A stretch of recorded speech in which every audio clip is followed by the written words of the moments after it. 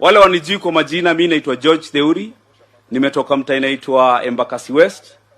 Na hivi mnaniona mimi ndio MP wa Embakasi West bado. Na msijali, hii ndio style yetu. So nimeona mtu ameingia hapa, Bahati. Nda kusurprise. Kama useme kitu. Karibu. Bwana Yesu asifiwe. Msijali, nywele yangu ni usanii. Unajua lazima tungetrend na corona. Niliambiwa nisikaribiange mkubwa sababu namuinua kwa kiti, lakini leo naona hajakuja na kiti yake. Nimefurahia sana kuwa hapa na mimi personally hata sihitaji kusema.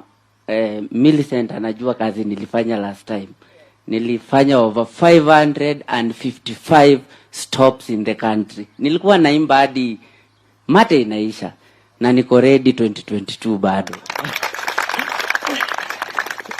Kitu tu ningependa, na nashukuru sana na umekumbuka wasanii, mambo ya equipments na nini.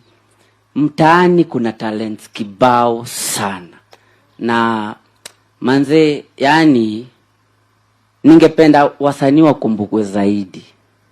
Hata tuache kuwekwa kwa arts na nini, tupewe budget yetu ya wasanii. Unaelewa? Juu hata sasa hivi ile corona imekuwa yenyewe.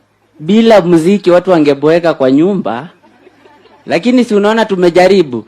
Mara naeka nywele pink, kesho najaribu niweke papo. Si ni ukweli Na nashukuru sana, najua kwa hati yako uko na hati ya the youth. Hiyo sina fear nayo kabisa.